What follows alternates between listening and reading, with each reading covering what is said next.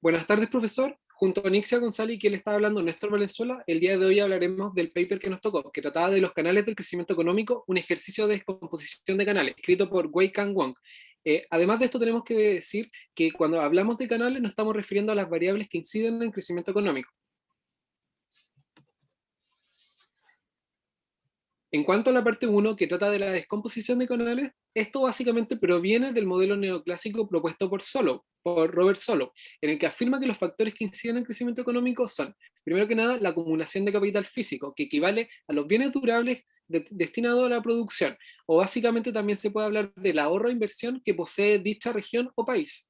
También otro factor es la adquisición de capital humano, que esta corresponde a las medidas del valor económico de las habilidades profesionales de una persona, es decir, años de escolaridad, experiencia, entre otras. Y como último factor, el crecimiento de la productividad de los factores, también conocida como PTF, que corresponde al cambio del PIB cuando los demás factores son constantes.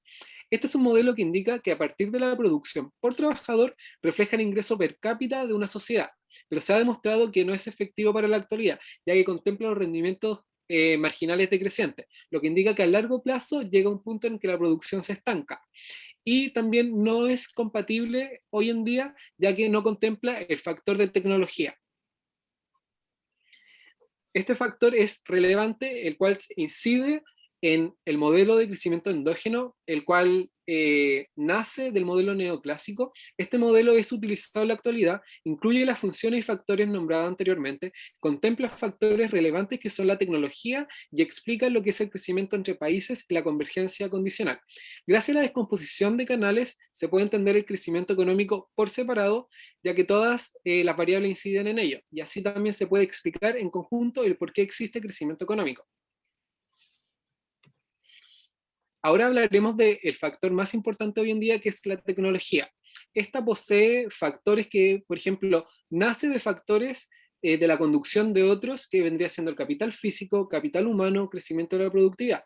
Este es un factor que no posee límites, o sea, tiene una capacidad ilimitada. Explica la convergencia condicional, genera mayor producción en un país, como también optimiza sus procesos de producción. Genera que países desarrollados convergen mucho más rápido debido a que, entre comillas, tienen solucionados los factores nombrados con anterioridad. Entonces, sus inversiones y ahorros impulsan en investigación y desarrollo. Además, explica el por qué, gracias a estos factores, países que hace un siglo atrás eran pobres han crecido de manera acelerada gracias a la tecnología, posicionándose, con un gran crecimiento económico. Ahora debemos hablar de la convergencia condicional, pero antes que todo tenemos que hablar de qué es la convergencia. Esta comenta que países en el mismo tiempo o mismo punto de partida, los cuales en el periodo eran atrasados, gracias al factor tecnología lograron crecer mucho más rápido que países que en ese tiempo eran adelantados. Y la convergencia condicional supone que los países tienden a converger cada uno hacia un determinado nivel de ingreso per cápita y que su crecimiento es mayor cuando más alejados estén de este punto. Pero como cada país puede aproximarse a un punto distinto, esta hipótesis es perfectamente compatible con que un país más rico pueda crecer mucho más rápido que otro que es más pobre. ¿Cuál es la razón? Sencillamente el primero tiene un nivel de renta de equilibrio más alto, o es decir, un ingreso per cápita mucho más alto que un país pobre. Esta hipótesis se puede realizar con todos los países, pero ¿cuál es el tema fundamental? Que es que este puede ser comparable con países que tengan similares características, es decir, mismo estado estacionario. Por ejemplo, países de la OCDE que son comparables, como también de la Unión Europea. Ya. En cuanto a la metodología, un enfoque de descomposición de canales en dos etapas. Lo primero para realizar la descomposición de canales en la práctica son los siguientes tres pasos. Aplicar la contabilidad del crecimiento y la regresión entre países de forma secuencial. Luego elegir una metodología de contabilidad del crecimiento para descomponer la tasa de crecimiento de producción por trabajador. Finalmente, realizar una regresión sucesiva de cada componente de la contabilidad del crecimiento sobre los determinantes. El marco empírico de las regresiones del crecimiento se basa en la noción de la convergencia condicional que mencionó mi compañero con anterioridad. Acá podemos ver que la renta per cápita de un país determinado converge al estado estacionario de este país. Vemos la primera ecuación en donde G denota la tasa de crecimiento, Y la renta, L el trabajo, Y y T la renta per cápita del país, Y en el momento T y T en el término de perturbación, X y T en un vector de columnas de variables que controlan los determinantes de la renta per cápita. Descomposición de canal. La renta inicial, los otros determinantes del estado estacionario deben afectar al crecimiento de la producción por trabajador a través de 3 canales: la acumulación de capital físico en primer lugar, luego la adquisición de capital humano y finalmente el crecimiento de la PTF. Acá podemos ver la ecuación 1 y la 3, en donde al descomponerlas obtenemos la última que está en la diapositiva. Cuando hablamos de la parte 3, nos estamos refiriendo a la data que se utilizó. Acá la data corresponde a cualquier metodología de contabilidad del crecimiento y cualquier estimador de regresión social. De regresión lineal, perdón. ¿Cuál es el fin? Obtener distintos tipos de identidad de contabilidad de canal, la cual entrega una descomposición paralela en las variables de crecimiento y así entregar análisis de la variable explicativa que es el crecimiento económico, y así poder crear modelos alternativos que puedan explicarlo. ¿Cuál es el enfoque a mostrar por Wei-Kan Wong? Es la versión de regresión entre países por Barro sobre la descomposición de crecimiento de Nou y de Rodríguez Clark. ¿Cuál es la importancia de esta data?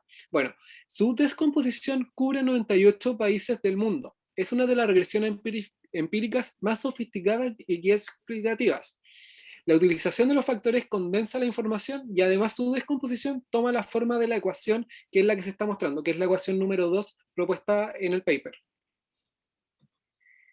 Y en cuanto a las muestras que se utilizaron, las muestras consideradas para el estudio de descomposición son, primero que nada, muestra de 23 países, los cuales conforman la OCDE, que es la Organización para la Cooperación y el Desarrollo Económico. ¿Por qué se utilizó? Porque los países pueden ser comparables. Y la segunda muestra es la que compone a 77 países, pero según los determinantes propuestos por Barro, se excluyen las siguientes variables, que vendrían siendo los cambios en los términos de intercambio, la esperanza de vida inicial al nacer y la tasa de inflación promedio.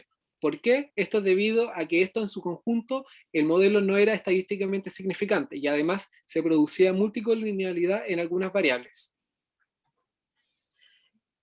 Parte 4. Resultados empíricos. Bueno, acá encontramos 3. El primero es el resultado de regresión utilizando la muestra de la OCDE, en donde para analizar los canales de convergencia se utiliza el logaritmo de la renta real per cápita inicial y su interacción con el capital humano inicial. El término de interacción se incluye porque la velocidad de convergencia puede depender de la capacidad de absorción inicial de la economía. Luego la regresión. Con respecto a esta, las estimaciones satisfacen claramente la identidad de descomposición del canal. Finalmente, resultados de la regresión utilizando la muestra D77.